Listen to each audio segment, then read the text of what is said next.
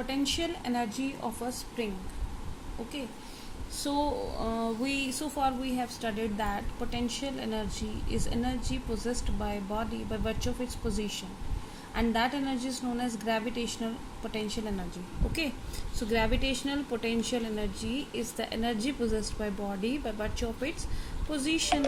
Okay, now we are talking about the potential energy of a spring. Now how can we understand this? For example, this is a spring. Okay, and this is its normal length. Fine. Now we know that potential energy is equivalent to the work done. Now what kind of work can be done? When we stretch this spring or when we compress this spring, we have to apply some force.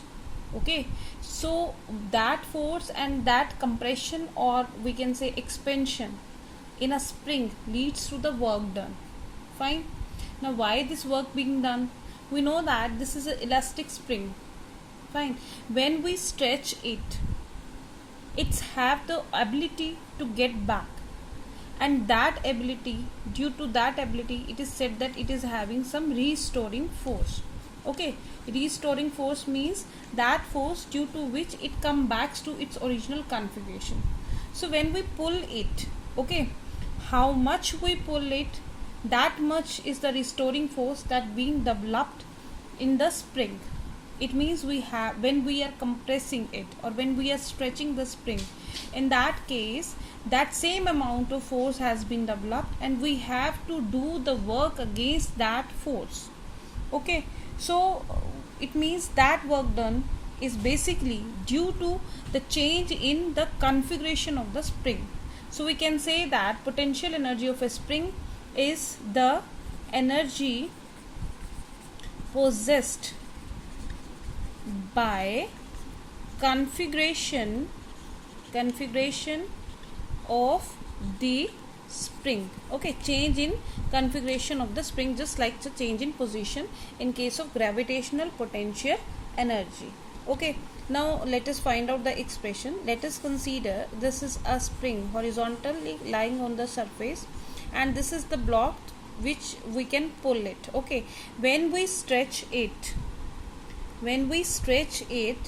accordingly the same restoring force has been developed which tend to take it back. Okay, and that force is actually directly proportional to the displacement. Fine. And we can say that since we are doing work against this force, so we can say minus F is equal to Kx, where K is known as spring constant, and this K is having unit, since it is F upon X, so Newton per meter. And if we write the dimension formula, mLt minus 2 upon L to L cancel, mt minus 2 is the dimension formula for spring constant. And also this spring constant measure whether how much the spring is stiffer. For example, if we can't stretch it more, a very small stretchness is there, it means the spring constant is more, and we can say the spring is stiffer. If we can stretch it to the longer length, it means in that case X is more and K is smaller. So we can say if the spring constant of a spring is lesser, in that case we can say that the extension will be more and the spring is softer. Okay, so now we can find out the work done against this restoring force. So let the small amount of work done is given by minus F into dx. Let this is stretched to a displacement dx. Okay, so in this case minus F dx. So net work done can be find out by integrating it minus F dx. Minus F instead of minus F we will write here Kx. Okay, Kx dx integration. So K is constant taken outside, x dx integration. So this is k x square by 2, or this is 1 by 2 kx square.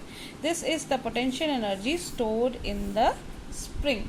Okay, and moreover if we plot the graph between the force and the displacement, okay, so the graph will be a line, and we can also find out the potential energy of a spring by considering the area under the graph.